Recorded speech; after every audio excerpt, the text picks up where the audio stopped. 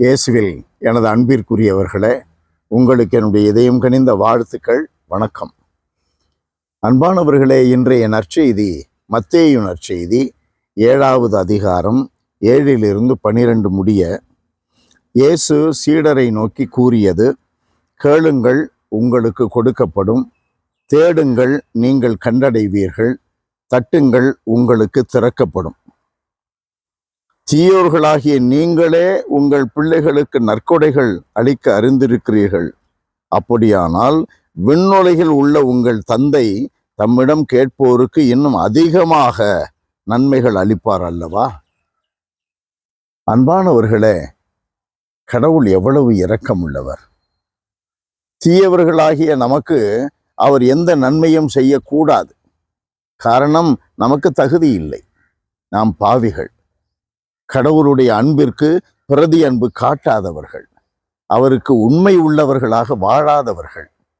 ஆனால் தீயோர் மேலும் நல்லோர் மேலும் மழை பொழியச் செய்கிறார், கதிரவனை உதிக்கச் செய்கிறார். அந்த அளவிற்கு அவர் எல்லாரையும் நேசிக்கிறார், அவருடைய நேசத்தை எல்லாருக்கும் கொடுக்கிறார். அப்படி இருக்கிறவரிடம் கேட்டால் கிடைக்கும் என்பதில் நமக்கு ஏன் சந்தேகம்?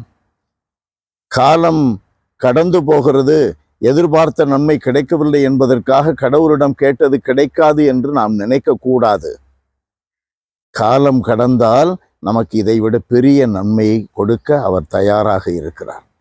அல்லது நாம் எதிர்பார்க்கின்ற நன்மை இப்பொழுது நமக்கு நல்லதாக படுகிறது, ஆனால் அதுவே தீமையாக மாறிவிடும்.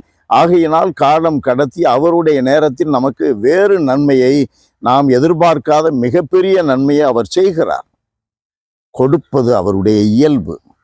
கொடுத்து கொடுத்து ஆணிகள் அடித்து சிவந்து போகிற அந்த கரங்கள், தன் மக்களுக்காக கைகள் சிவந்து போகட்டும், இரத்தம் சிந்தி போகட்டும் என்று கூட கையை நீட்டியவர் அவர்.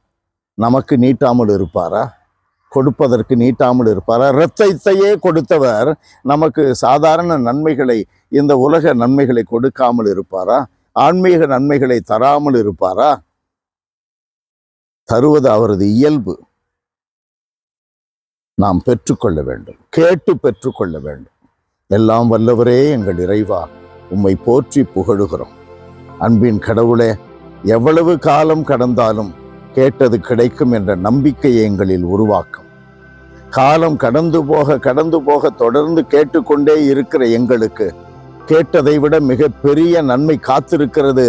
ஆகையினால் நம்பிக்கையில் தொடர்ந்து கேட்போம் என்ற மனநிலையை எங்களுக்கு தருவீராக. இயேசுவின் நாமத்தில் ஜெபிக்கிறோம் பிதாவே. ஆமென், ஆமென்.